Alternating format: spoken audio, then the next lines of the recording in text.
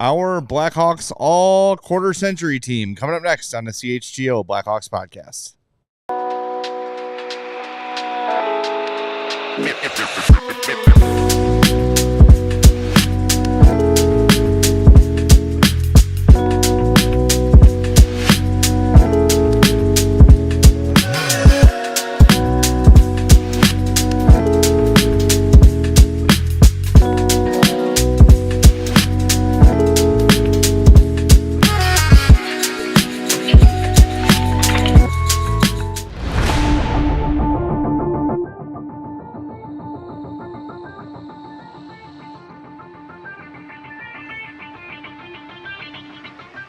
Welcome into the CHGO Blackhawks podcast. I am Jay Zawoski. That is Mario Tirabassi. If you're noticing, we are a man down today. And it's no secret to those of you that are diehards, those of you that follow us on social media, those of you that follow everything we do here at CHGO closely, that there were a number of layoffs, not just at CHGO, but across the ALLCITY network. And our buddy Greg was impacted by that layoff. I know there's a lot of people pissed. I know there's a lot of people frustrated. I know there's a lot of people confused. I think we hear you on that. We see you on that. We feel that with you. All we can do is promise to give you the best Hawks coverage we can, as we've done since we launched this a couple of years ago. It's going to be different. It's going to be more challenging without Greg, who works his ass off every day. And personally for me, working with one of my better friends has been awesome. But Mario and I are here, and we're going to be here. We're not going anywhere. We promise that we're going to give you all we've got when it comes to covering the Hawks. We're going to be at every practice we can, every morning skate we can, every game we can, as we've done from the beginning. So we still have our full commitment. We hope we have it from you, but totally feel you on any frustrations, anger, or whatever feelings you're feeling today. Yeah, I mean, all the emotions that some people are feeling today that are CHGO diehards, consider themselves part of the CHGO community that have been hit by this. We're feeling those same hard emotions and frustrations and everything, and it's never easy to go through something like this. And yeah, I mean, it's not being able to have Greg be a part of this of what, you know, we all started, and it's going to be hard. It's going to be challenging. Going to the game tomorrow and having an empty chair between the two of us in the press box is gonna be difficult. You know, I knew Greg a little bit coming into this job, and getting to know him more on a personal level. Just one of the best people, most genuine people, an amazing teammate, and someone I'm proud to call a friend outside of you know, this job and everything. And it's tough. You know, you feel like you're losing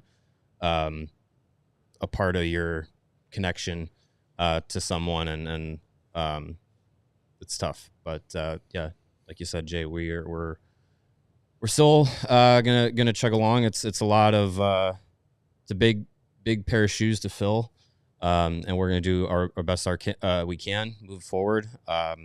But yeah, I mean, it is tough, and it's tough to be in this kind of line of work. This is not uncommon for things like this to happen. I've been on the wrong end of things like this before, and it is not easy. So I know that, you know, a lot of people on social media and Discord have been sending love to Greg, and he absolutely deserves it, and he sees it too. Seeing it, yeah, absolutely. So it's tough, but we're going to try and push forward, do the best job that we can, continue to bring some of the best Blackhawks coverage that we can to you guys, and you know, make it great.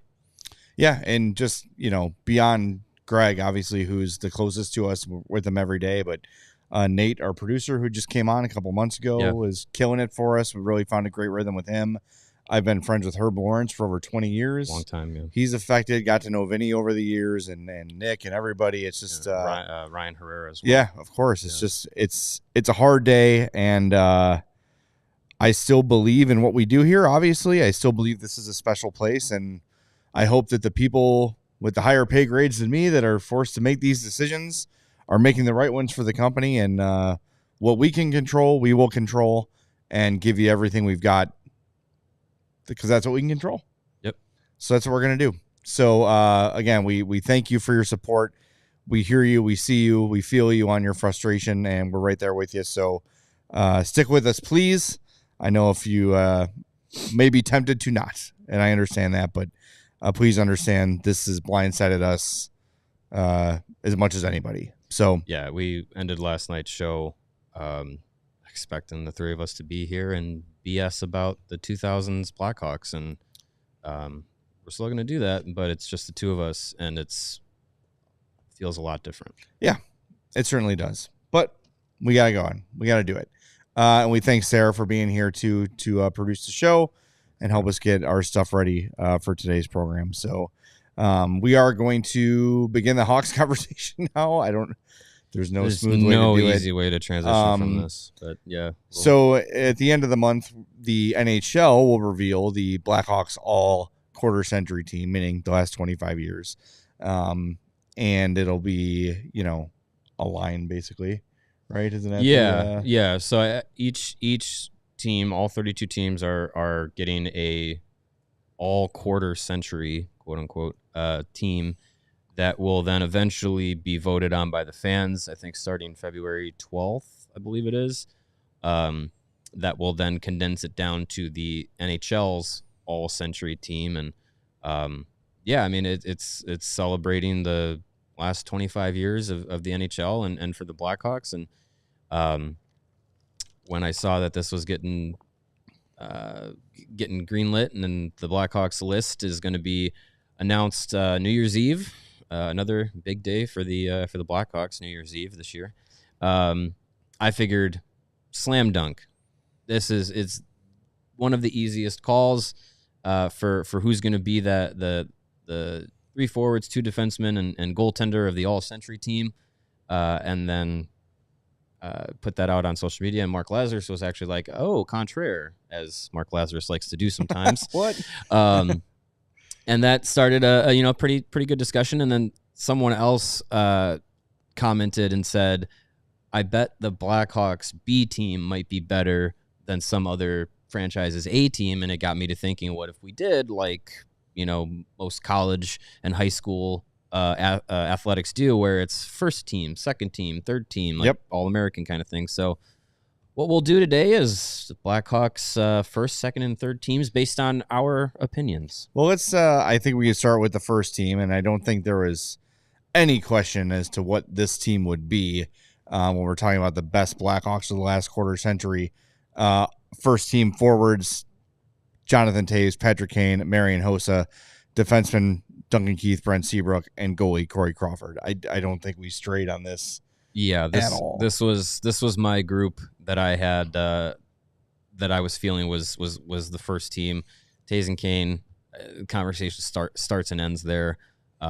We've talked a lot about Duncan Keith over the years on this show, of how important he was to those cup run teams, and how you probably don't win 3. There's an argument that you might not even win 1 of those cups without a guy like Duncan Keith being able to be the player that he was on the blue line. His most often defensive partner, Brent Seabrook. I think there is some consideration to be had where maybe Nicholas Hjalmarsson could be in that spot as a second defenseman. But I personally went with Brent Seabrook just because the body of work, being able to be a big physical shutdown defenseman whilst also having the ability to chip in offensively and come in big moments. That's what, for me, put Brent Seabrook at that number 2 spot behind Keith. And Marian Hossa is just, he's just the best. Yeah, I mean, to Corey me, Crawford's the best goalie I that love they've had. Nicholas Hjalmarsson, and I would imagine we're going to see him a little bit later on as this conversation continues. But to me, Brent Seabrook, just homegrown. There was a long journey to greatness for him. Started off, I don't want to say bad, but rough. Yeah. Awkward, as a lot of young defensemen do. And frankly, there were a lot of people in Chicago that didn't see those early years of Brent Seabrook. And why would you? The team was not very good and didn't have much direction until they drafted Jonathan Toews and Patrick Kane and turned everything around. But just, I think Brent Seabrook, maybe more than you can see on paper and on score sheets and things like that, was what he meant to the team as well. That was the guy who was the vocal leader of the team. Jonathan Toews, vocal at times, but was the lead by example. Follow my lead. I'm going to drag you kicking and screaming to the Stanley Cup final. But when Jonathan Toews was the guy who needed, a pat on the head and a reminder of who the F he is, Right. It was Brent Seabrook to go in there and remind him and say, hey, man, if we're going to win this thing, we need you. We need you back. Get back in here with us. And that turned that Detroit series around in 2013. Yeah. So that's why Brent Seabrook got the edge there. The other four, Hossa, Toews, Kane, and Keith, no-brainers. Like Duncan Keith, as time has gone on, I kind of wondered why in 3, 4, 5 years will I still consider him the best Blackhawks defenseman of my lifetime. And we've got some recent reminders with Chris Chelios being around more and having his number retired and all those sort of things about how great he was and what he meant to the organization and his place in the pantheon of American-born hockey players and being from Chicago and all those sort of things. But I still think if I'm a head coach and I'm up a goal or down a goal late in a Stanley Cup final game 7, the first defenseman I'm tapping on the shoulder to go over those boards is Duncan Keith. Yeah. Oh, I mean, and that's not even really among Blackhawks. It's among guys I've seen, maybe second to Nick Lidstrom, of guys I've seen play in my lifetime in terms of dependability. We talk about all the time how Duncan Keith was that sort of set and forget.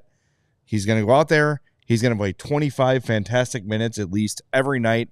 He'll probably end up with a couple points and a +3 and shut down the opposition's top line while doing so. He was outstanding. And I still think after all these years, and maybe it'll change in 10, 15, whatever, I still think Duncan Keith is the best defenseman I've seen play in Chicago and a top 3 or 4 I've seen play in my life. Yeah.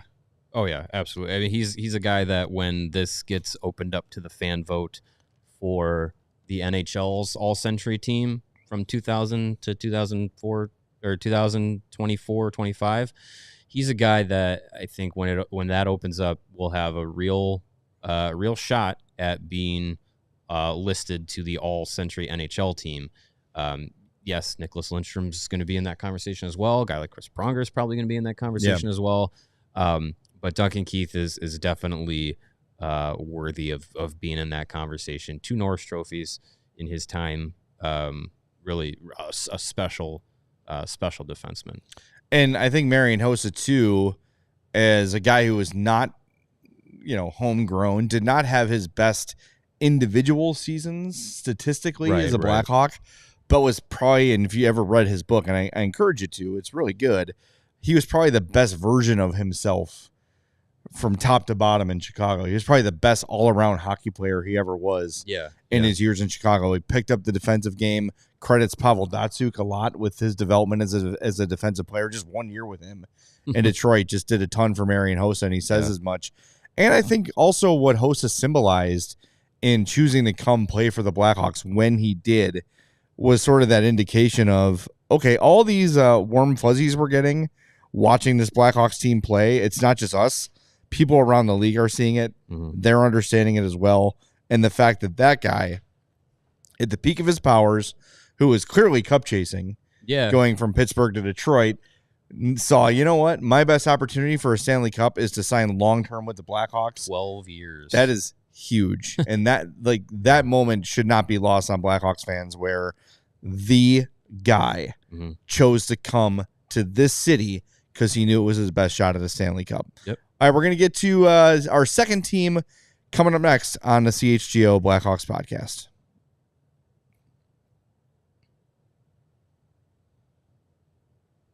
Hey, did you know that the ComEd Energy Efficiency Program can help businesses save money by being more energy efficient? Jay? I had forgotten that ComEd did that. Yeah, ComEd does do that. Their energy efficiency program can help find up to 35% in energy savings for business owners. That's a lot. So what should a business do, Mario? A business should sign up for a free facility assessment at comed.com/biz. So why aren't more businesses doing that? I think they might have forgotten the website. It's an easy one to remember, I thought. Yeah, comed.com/biz. That's quite easy to remember. The one, comed.com/biz. Terms and conditions do apply. Offers are subject to change. Actual savings will vary by customers' energy usage and rate. The ComEd Energy Efficiency Program is funded in compliance with state law. And between work, social media, and the choices life throws our way, it's no wonder we're more worked up than ever. Coors Light celebrates rising above and choosing a chill mindset. Why not turn a snowstorm into a Netflix and chill fest? That sounds fun. Oh. Or after a tough loss, settle scores with an on-ice peace offering. Yes. Make the choice to choose chill, then reach for Coors Light. It's mountain cold refreshment. When those mountains turn blue, it's as cold as the Rockies.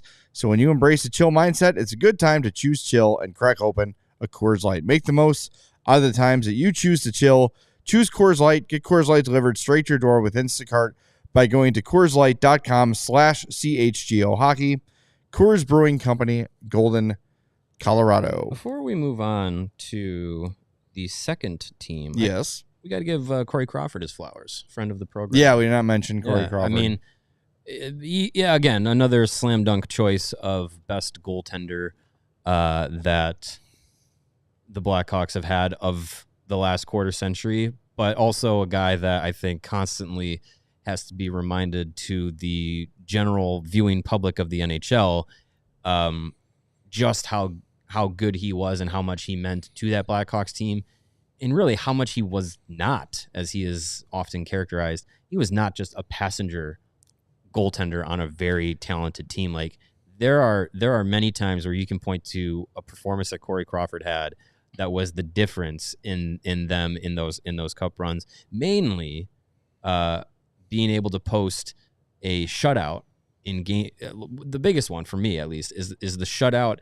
in Game 6 of the 2015 Cup Final against the Lightning at home. Like such an amazing performance. That game could have been 2-0 Lightning in the first period were it not for Corey Crawford coming up with two big saves in that game. And just he was quite the clutch performer when the Blackhawks needed him the most. Well, I think Crawford, too, is a demonstration of what can happen when a national narrative is established. And that was definitely something that happened to Corey Crawford with Pierre Maguire illustrating. Yeah, he did him no favors. Again, in 2013, a game he won against Rask, right, where he gave up 5 glove side goals. Yes, it was a odd coincidence that they all went in on that side in a, I think the final was 6-5 in that one. Yes, it was. Where Rask got goals in from all different holes. Not just a glove hand. Yeah, it was all over. Yeah, and it was I believe all over that the was place. Brent Seabrook OT winner that game. Oh, there's so many. Yeah, I think it was. That was I think it was.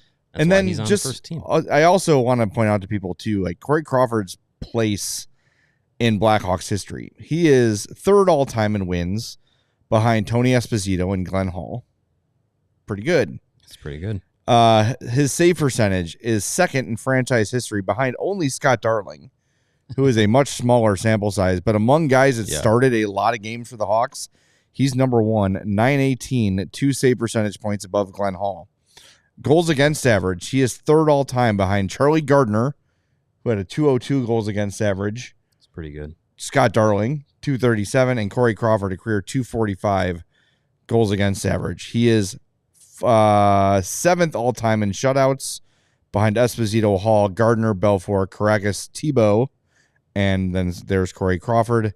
He is at or near the top of all Blackhawks historical goaltending statistics. And when you look at the 3 guys specifically you think of ahead of Crawford as Blackhawks goaltenders, Tony Esposito, Glenn Hall, Eddie Belfour, all Hall of Famers, and he's right there with all of them. And don't give me he was on really good teams. So is Eddie Belfour, so is Glenn Hall, so is Tony Esposito. Yeah. Maybe not as good. It's funny how good hockey teams usually have good goaltenders, right? Yeah, it's almost as if they're important to the cause. Yeah. Yeah, I think Crawford's one of those guys that I think has that feeling of like it might take some sort of like cyclical Hall of Fame like referendum on goalies again, like they had a few years ago, and maybe we might get Corey Crawford in there into the Hall of Fame, but at the very least, like he's in that conversation of one of the best goaltenders that the franchise ever saw. And I mean, I'd have to say too, I'm sure he'll be on the outside looking in, but he should at least get some oxygen in the conversation of best goaltender of the last 25 years. Yeah. Well, and it's also, I think, works for Corey Crawford that Eddie Olczyk back in November was appointed to the Hockey Hall of Fame committee. Yeah, sure. So he's got a voice that saw his best years, standing up for him. We know Eddie is not shy in his opinions. He will stand up and be loud if he just believes Corey Crawford's a Hall of Famer. Yeah. You see that a lot in the football world. You think of a football writer like Dan Pompei, who is highly respected, just going to battle for Steve McMichael. And before that, Dan Hampton. And like, just, hey, don't lose sight of these guys. Just because they were on great teams with bigger names doesn't mean they don't deserve to be here. So having somebody like Eddie O in there for, be it Corey Crawford, be it Brent Seabrook, be it for any of those other borderline Hall of Fame players, it'll be nice to have that voice in that room for those guys. All right, now I think we can comfortably move to the second team. Yeah, second team. All right, top line. Well, the forward line is Dave Bowman, Patrick Sharp, and Artemi Panarin. Defenseman Nicholas Hjalmarsson and Johnny Oduya, and your goaltender Jocelyn Thibault. I love that that the first two teams have pairings that have been together forever. It's great. That was the 13 and 15 cup pairings for sure. Yeah. Yeah, well, that's why they're here. Because for me, weighing this, like the success of those teams, winning Stanley Cups, getting that recognition, like that's a big part of it.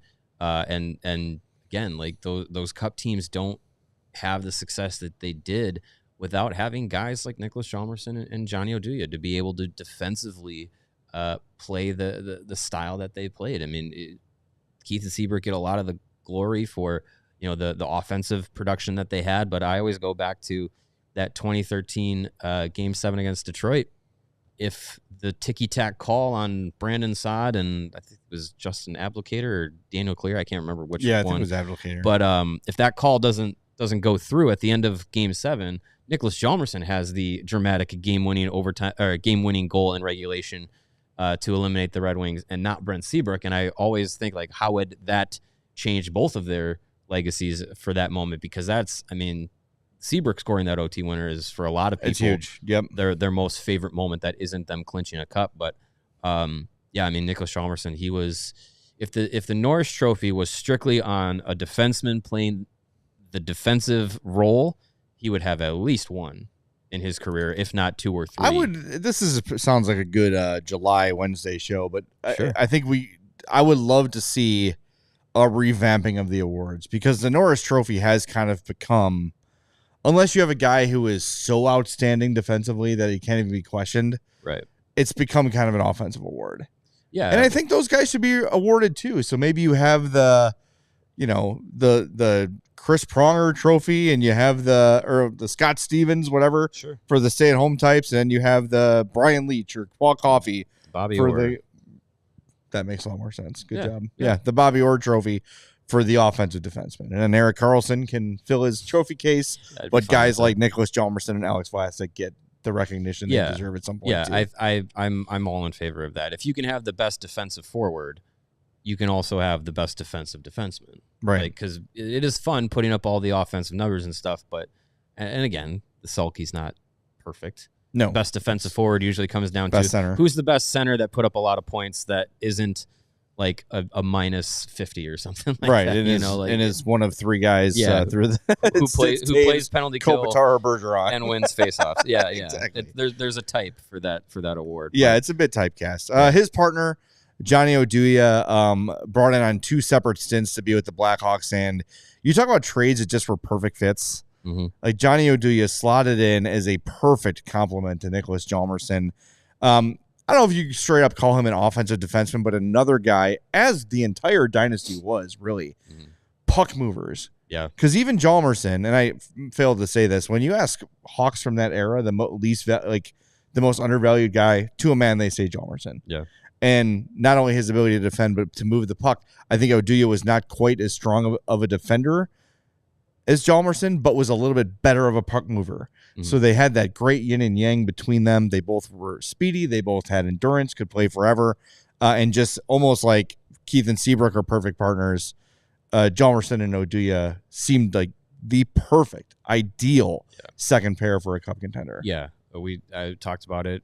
I think was it last night? Talking about, just defensemen being able to play in transition. And Oduya was one of those guys that, he didn't put up gaudy offensive numbers, but being able to get the puck out of his zone and get it up to the forwards and get it out of the zone and play in transition was one of his best qualities, and really an underrated thing in his game and the importance that he played to those teams. So yeah, I think the two of them played so well together. It's only fitting that they're also on this team together too. Yeah, and just so everybody knows, this list is more meaningful than the NHL's.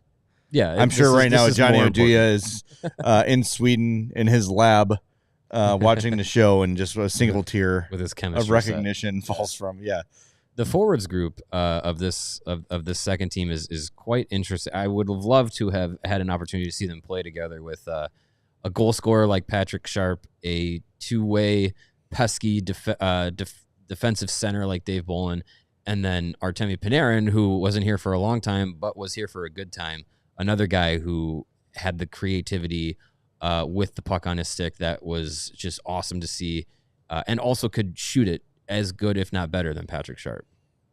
I know many people are probably questioning why Tony Amani is not on my list. This is of 2000 and beyond. He only played 2 seasons for the Hawks, 2000, 2001, 2001, 2002, that reached into the new century, but 130 points in those 2 years, 64 points, 66 points. He's honorable mention. Yeah. So he just was not there long enough to make it.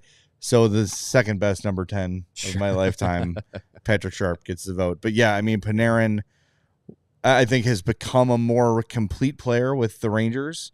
Obviously, MVP level, 100-point level. Yeah. But even when he was here and figuring out the North American game, he was like having that Ovechkin light where you just hit him in a circle, and he's going to bury it most of the time. He's going to crank those one-timers off, and can fight a little better than he gets credit for, too. That was one of my favorite Panarin memories, is him dropping the gloves and winning handily.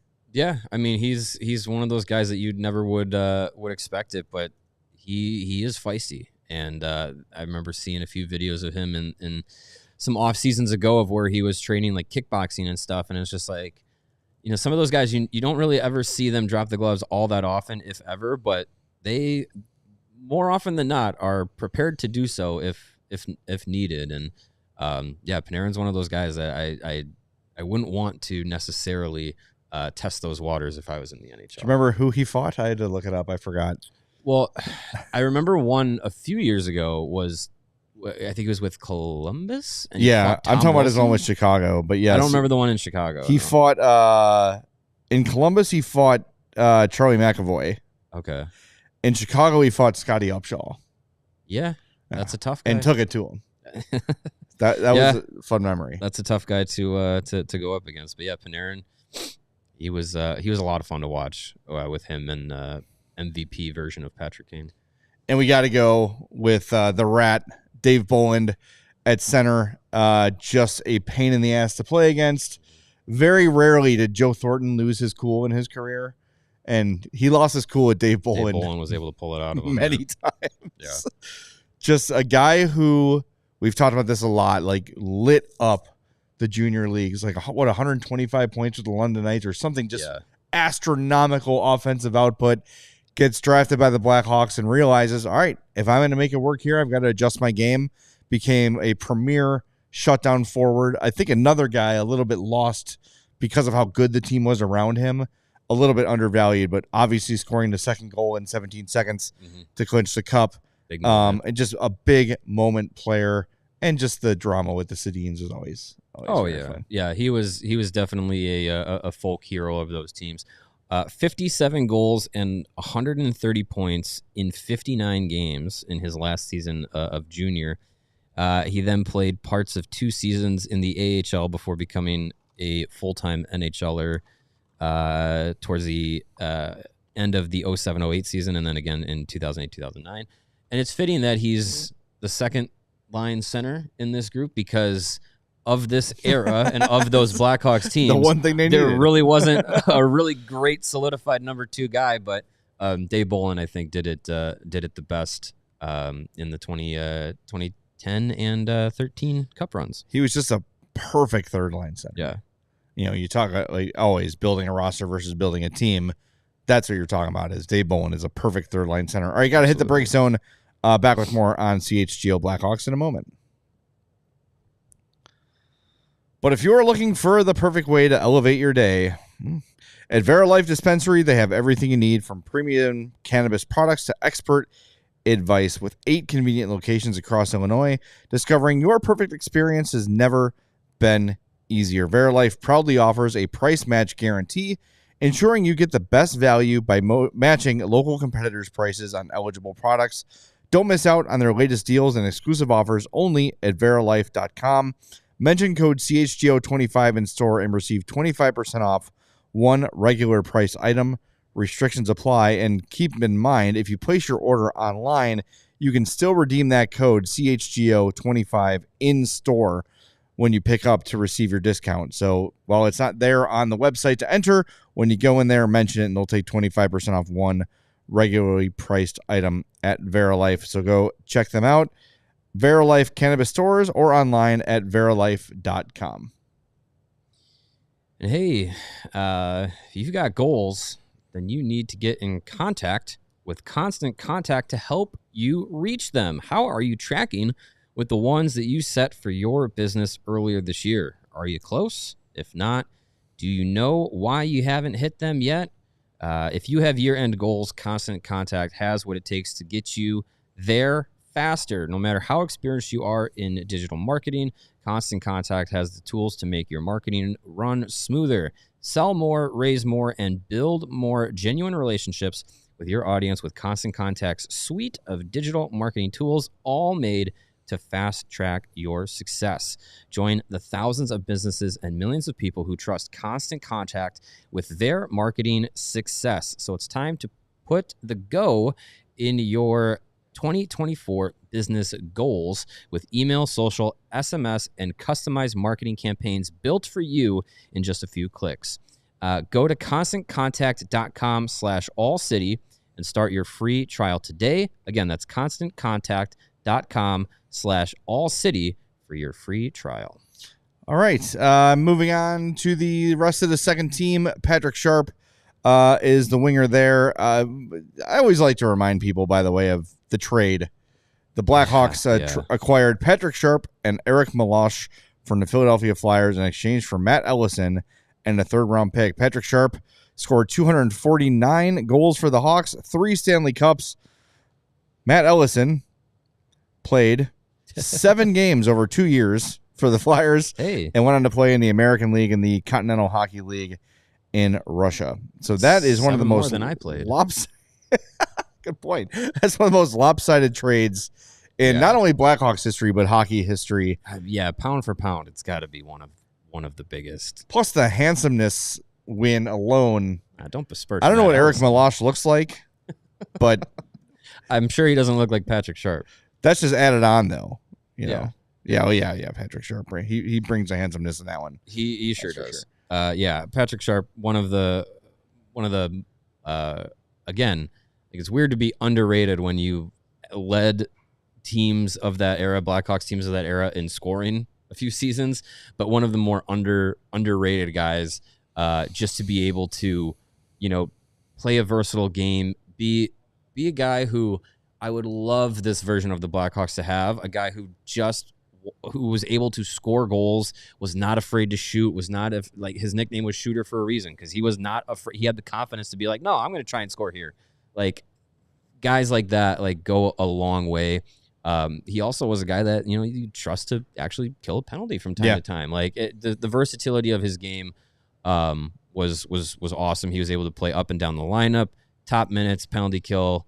And just a really key piece to those cup teams, and one of the guys that was kind of the foundation layer to the success that the Blackhawks eventually had. He was here, and that trade was what, 2005. 05-06 was his first so he year was in one of those Chicago. guys, along with like Keith and Seabrook, that were here for the leanest of years before things really ramped up with the arrival of Kane and Taves. So, By the way, in 07-08, Patrick Sharp was finished 4th for the Selke. Nice. Yeah, and I mean, again, as we talk about the growth of players, right? Patrick Sharp gets traded to the Hawks as a 24-year-old. Mm-hmm. He is a former 3rd-round pick, 95th overall. Philly can't figure out what to do with him. Trade him to Chicago. First year at the Hawks in 50 games, 23 points. Next year, 35 points in 80 games. Okay. Mm-hmm. Next season, 62 points in 80 games, and that's at age 26. Right? He really hit his stride. 26, 27, 28, 29. His career high year came at age 32, 78 points on the 2013-14 Blackhawks, 34 goals, 44 assists. So, yes, a 3rd-round pick, but these guys all kind of find their games at different times, different levels, and different opportunities. And the perfect opportunity came along for Patrick Sharp at the Hawks, where he was finding his stride as a player. Right when he started hitting it is when Taves and Kane arrived and Hossa arrived, and it was just a perfect timing for him to find his game right on time. And just same with Keith and Seabrook. They got the struggles out of the way. They shook the rookie cobwebs off, became established veteran, good NHL defensemen, right on time for the 2 young studs to arrive. So everything just lined up perfectly for that team. So there you go. And in goal, Jocelyn Thibault. One of my favorite Blackhawks ever, Jocelyn Thibault. I don't think people realize this, that in 6 seasons with the Hawks, had a .262 goals against and a .905 save percentage, 28 shutouts. And while those numbers might not jump off the page to you, keep in mind the 6 years that Jocelyn Thibault played for the Blackhawks, 1998-99 through 2003-2004. Not exactly the best time to be a Blackhawk goaltender. Yeah, it was rough. Yeah. But yeah, I mean, Thibault was a guy that you know, it reminds me of kind of like how Peter Mrazek was last year, where he was like a good goalie on just bad teams. Yeah. Like, did the best he could with the team that was put in front of him. I remember him from the days where I was kind of just getting into hockey, just getting into the Blackhawks, and one of the big things was obviously with that team, not on TV, had to kind of piecemeal fandom at that time. But I always remember being like, well, they have a good goalie in NHL 2001, 2002. So there we go. That's good. So that was kind of the introduction for me to that era. And T-Bow and everything, but yeah, he was good with what he had to work with. Great Pat Foley calls on T-Bow. With the high pitched T was always great. Looking at the Hockey Reference career comparison players, this checks out. These are like the Hall of the Very Good: Bill Ranford, Marty Turco, Dwayne Rollison, Jimmy Howard, Kirk McLean, Corey Crawford, Ron Hextall. That's pretty good. Like that's the level of goalie that Jocelyn Thibault was, which is very good. Mm-hmm. Not a Hall of Famer, but a very good player. And I think, longevity helps him a little bit. Those 6 years he had here, get him on there. But his 6 years here were pretty damn good. He was a very solid goaltender for probably the darkest era of Blackhawks hockey in terms of fan interest. Yeah, no that was, I could order a beer from across the 300 level. Yeah, right. It was quite, those are bleak times. Quite different. So always a big fan of Jocelyn Thibault. I should have brought his bobblehead. We got one here somewhere. We do. He's got like red hair. He does have like what do you call it? Frosty tips. Yeah. Oh, he's over there. Yeah. That's fine. It's all right. Sorry, no big deal. All right, should we move on to third team? Anything else you want to say about the second team? Nah, we hit them all. I think we hit them all there, right? Yeah. Third team, Alex DeBrincat and Martin Havlat, centered by Connor Bedard. Yeah. With defenseman Dustin Byfuglien and Brian Campbell and another goaltender of the dark eras, Nikolai Habibulin. This is an interesting group. Yeah, to say the least. I wanted to. I think we're all kind of in the same mindset that we want to include Bedard because we think we know what's coming from him what and he means. Yeah, what we've seen from him so far has been very good. And I think as we watch on the night to night basis, and oh man, he's gone, 5 games without a goal, and hasn't had a multi-point game in a week and a half, and those sort of things. Yeah, whenever he hits a milestone and we sort of zoom out, just like he did yesterday with 100 games and compare it to other great players of this era, he's right there. Yeah. He's right where he needs to be. Mm-hmm. So I think a lot of people that are like, I've been kind of disappointed in Bedard. I could see why they feel that way because it's not highlight reel play every night. And I think a lot of people got used to that with Kane and Taves coming in. But again, they had a supporting cast around them. Yeah. Guys we're talking about now. Yeah. I think Connor Bedard is hitting the expectations, maybe not in terms of stats just yet.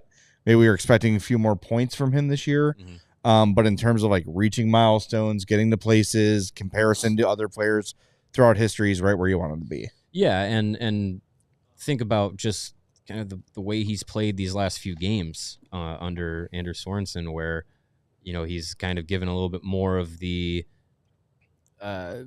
green light to play faster and to open up more offensively and not have to kind of pull himself back to focus more on a defensive role as Luke Richardson and had this team playing. So you see Bedard be able to open it up a little bit more. We talked about it on last night's postgame show briefly, how he was moving well last night. He was flowing.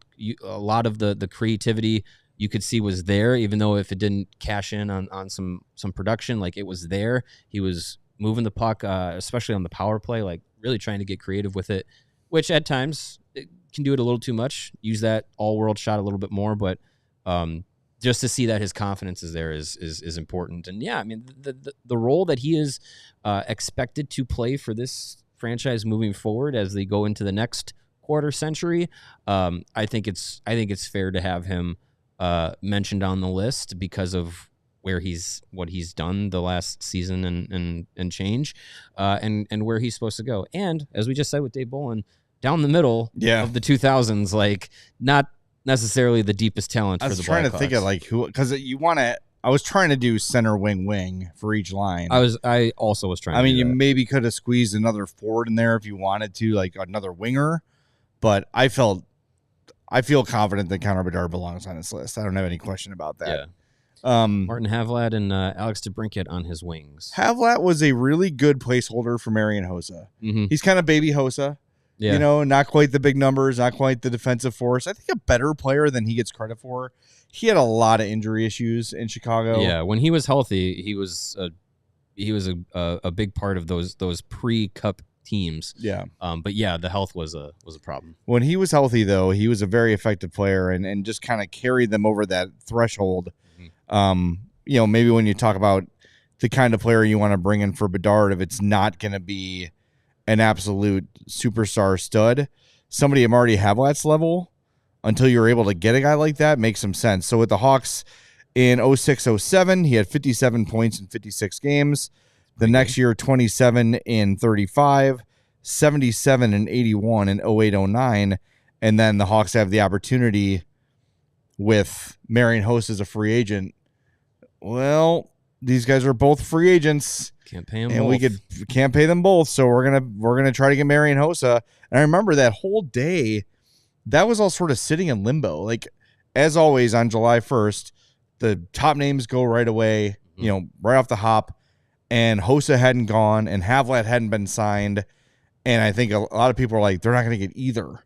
And there was because it was the Blackhawks. I mean, they never got that guy. It still was. Even though you were coming off that year of going to the Western Conference Final, it still was like, yeah, this is the Blackhawks though. Like, they never you weren't expected to get that big fish. The little hope though is that you did get Brian Campbell the year before. Mm-hmm. He's also on this list. We'll talk about him. but then getting Hossa and then telling Marty Havlat thanks but no thanks. And I remember his agent Alan Walsh being pissed about it, but he was Alan Walsh vocal. No, he's gonna block you. He's got blocked. I've been blocked by him for years. I have no idea why. Oh wow, you must have besmirched one of his many clients. Maybe, I don't know. I can't whatever. But yeah, he was like, the truth will come out about Havlat. The truth was that Marian Hossa was available and willing to sign. Yeah, that's the truth, and it made all the sense in the world. And I know at the time, believe it or not, some people were pissed about it. Sure, some people wanted Havlat back instead. Said Hossa's a cup chaser. Guess what? They're right. He was, and he got 3 Stanley Cups here. And he was coming from Detroit too, and I'm sure that was ruffled a few feathers at the time when that rivalry was a lot hotter than it is now. Yeah. But yeah, I mean, it's still like you look at the role that he played for those teams again, like Sharp in those times. Like he one of the key guys there in that ramp up to that really special time in the 2010s.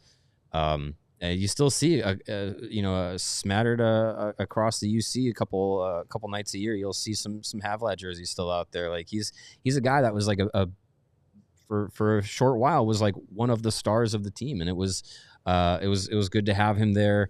But yeah, I mean it was that roll of the dice with Hossa was well worth it, obviously in hindsight. But he still went on to have a couple more productive years in the league. Havlat did after leaving Chicago, but yeah, it was a good, impactful time for what it needed to be, and it kind of, I don't know if it parallels exactly, but it kind of feels like a little bit of a parallel with guys like maybe like Tyler Bertuzzi and Teuvo Teravainen of this time, where like not the A tier player, but someone that's here to try and push things forward in this transition time, and then maybe there's a decision made in a few years on some of those guys. If because we talk about it all the time of this team now as it ramps up, maybe eventually getting that Hossa type free agent to push them over the edge into contention and all that, and being cup favorites, and just like they did the last time, that came at the expense of Martin Havlat. Yeah. Next, Alex DeBrincat, fan favorite. Everybody loves Alex DeBrincat, and it's a guy who, was the biggest guy to have to go for the tank, with the most upside, and has gone on and had some success with Ottawa first, then Detroit. But, I don't think he ever really reached his career year, his second year, 76 points in 82 games with the Hawks. And then since then, 66 with Ottawa, 67 with Detroit last year. This year, 23 points in 30 games.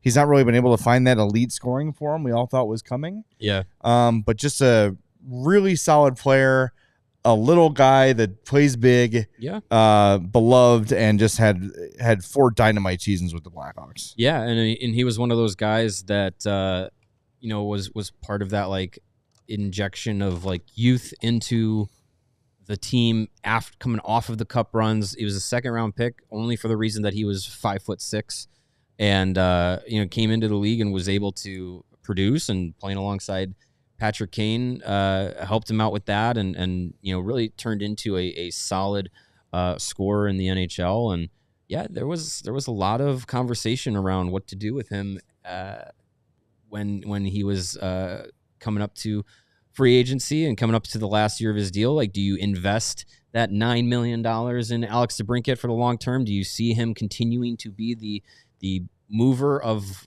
the driver of an offensive line, or is he a scorer on an offensive line that needs someone else to drive it? And I think we're seeing that had the Blackhawks invested in him as a driver of a line, they might have overestimated exactly what Alex DeBrincat was going to be. But I mean, he was an exciting guy. Scored at a 50-goal pace, I think, in that COVID-shortened season. He was just another guy that I type of player that this Blackhawks team is going to need down the road, where a guy whose main purpose is firing the puck accurately and often. He was a fun guy to watch for sure. That COVID year, he was on pace for 52 goals. Yeah. It's impressive. Yeah, ended up with 32 in 52 games. So, yeah, good player. He would look good with Bedard, but if he was here, there would be no Bedard. Right. Well, I mean, Bedard wouldn't be gone, but he's going to be in Chicago. And there'd be no Kevin Korchinski in Chicago either, because that was the trade with Ottawa that got the 7th overall pick. Right. Now to the defense, Dustin Byfuglien. I don't think we have to tell you that. Just awesome. Everybody knows his impact here, and I think the awesome. fact that he played more games as a defenseman was beneficial for this exercise, because a lot of his best moments came as a forward. Yeah, with the Blackhawks for sure. I had him on my list, my third team list, I think it was, as a forward. But then we earlier today talking about the show, changed him to a defenseman, and keeps him on the team here. But he was just awesome. I mean, one of the guys that if you could go back in history and not have to dismantle that 2010 team as much as they were, and say you get to keep one guy that had to leave that team, my pick is Dustin Byfuglien. He went on to have some incredible years. Yeah, he was a stud with Winnipeg. I'm going through the numbers here with Winnipeg. Atlanta first. Wow, 53 points in 81 games. Then 53 points in 66 games. 56 points in 78 games. Then it starts to peter off a little bit, but had a 52-point year in 80 games in 2016-17, and then 45 and 69 games in 17-18. Just a force, man. A giant human being. 6'5", 260 is his listed weight. From his playing time, yeah. Yeah, I mean, he's above that. Just now. a beast, and it's not often you see, just as we saw Louis Crevier toss Tom Wilson down on the ice, you saw Dustin Byfuglien lay out Chris Pronger in the 2010 Cup Final. That doesn't happen. Chris Pronger's not a guy that gets laid out. Yeah, if ever. I always remember it didn't happen with Chicago, but it just the strength of Byfuglien is the highlight of him pulling two grown men away from a fight like they're children. Yeah, like one in each hand.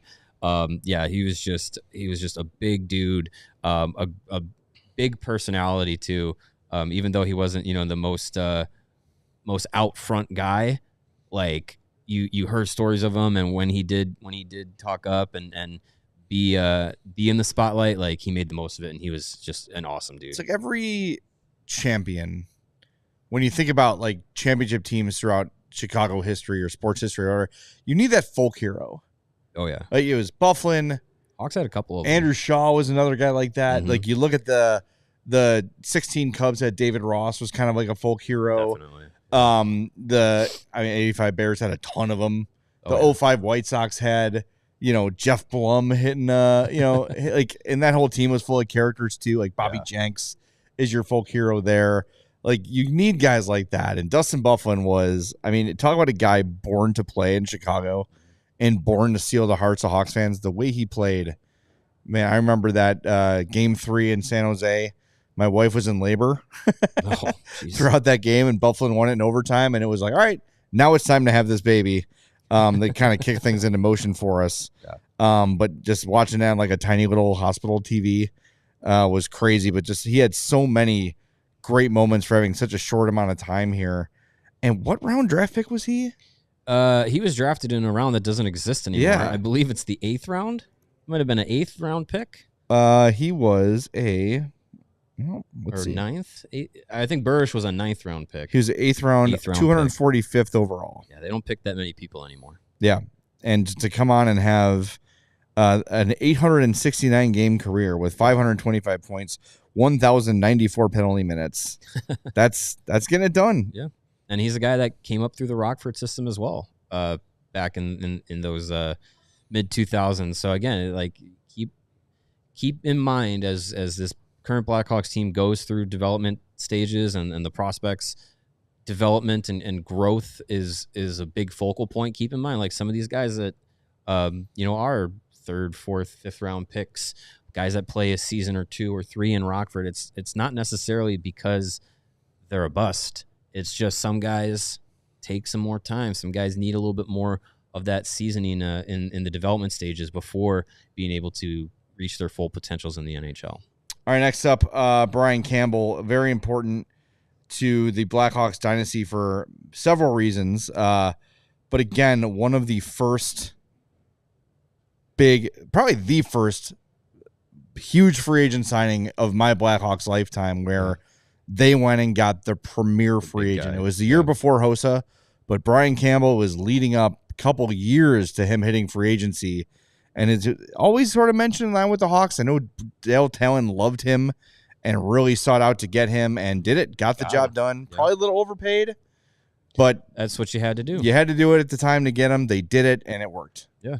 Yeah, and he's a guy that, again, like that 2010 team, again, it's Keith and Seabrook that get a lot of the flowers, but that defensive group needed a guy like Brian Campbell, a guy who could play that secondary defensive role where, you know, you're playing in transition. You still have a guy that can play with some offensive pop, be on your second power play. It's very important to have one of those mid-pair guys be able to be trusted with those responsibilities, and Campbell at that time in his career was perfect for that. Yeah, he was a great addition. And then another one, maybe to a lesser extent, but another big-name free agent at the time. Goaltender Nikolai Khabibulin. Yeah. Coming off a Stanley Cup win in Tampa. I remember being very excited about that as a freshman in high school. And, you know, looking back on it, he was better for the Hawks than I remember. I think similar to how we think about Connor Bedard, where you sign this player as a free agent in Khabibulin, and you're like, all right, this guy is like the best goalie in hockey, just won a cup. And then that first year, kind of struggled with the Hawks a little bit. 335 goals against, 886 goals against. But then the next three, he's outstanding. 286, 263, 233, 902, 909, 919 in his 5 years with the Hawks, which includes a stint at the end where he was just washed. 5 games in 2013. Yes. But 902 save percentage, 284 goals against, 6 shutouts in 92 games. So, I mean, that's 92 starts rather. He was good. He was as advertised, but anytime a big free agent has a bad first year, Seth Jones, it's almost impossible to erase that memory from the fan base. Hard to recover from that. Yeah. But he was good, and another guy who was a bit of a character. He had that twitch. Sure. Like that eye twitch when he was in goal. He was a cool guy to sign, man. Just like the guy the Hawks never get. Wore 2 numbers here, 53 and 39. I had a 53 for the record. Khabibulin jersey. I might still have it somewhere. I gotta go through all my old jerseys. Get some new set pieces in here. One of my favorite things, again, going back to video games with these goalies. In I believe it was NHL 06, he still had his Lightning gear. So, so he's blue pads and helmet, but he was wearing the black on the Blackhawks. It was always some funny memory about that. Yeah. All right, we hope you enjoyed that show. A couple things. Tomorrow, if you're going to the game, 5:30 in the atrium is the Jeremy Roenick, Troy Murray Q&A before the game. You're not going to want to miss that. You do have to have a ticket to attend that. That's normal, but they announced it at the game, so I want to make sure I announced it here as well. You can't just show up and go see it. You got to have a ticket. Yeah, you got to get into the atrium. Right. So that starts at 5:30. We will have post game as we always do. A little bit different format because there'll be just 2 of us, but we will have a full post game show as always. And the plan is we're going 5 days a week. Yeah. Still, nothing's changing here. Same in the off season, so it's going to look a little different. I just want to say just one thing too before we wrap up. Like, I know I'm getting a lot of messages from people saying, you know, I see we have 29 thumbs downs on the YouTube. I was gonna people unfollowing our social accounts. Like your anger, while understandable and while justified, directing it that way is only hurting the people that are still here, like me and Mario and Sarah and the people that are still here working. No one in this office in Chicago made these decisions. Right. So everyone here from our boss, Jake, on down is down to us and not having a great day and is feeling it. And understand your frustration, and we understand you're trying to show your frustration to the company, but things like that, unfollowing, thumbs downing, those sort of things are ultimately hurting us more than expressing any sort of message. Yeah, and it's all your prerogative. Yeah, it's your prerogative. We're not saying don't voice your displeasure at things happening. Like, by all means, that is up to you. But if you still like what we are doing here, still support us, because we are going to continue to do as best of coverage as we can, bigger and better, and continue to love your support, love the community, and we'll move forward from here. Yep. Yes, we will. All right. Thanks to Sarah for running the show. We're back tomorrow, post game after Hawks and Kraken on the CHGO Blackhawks podcast. We all silly like the mayor.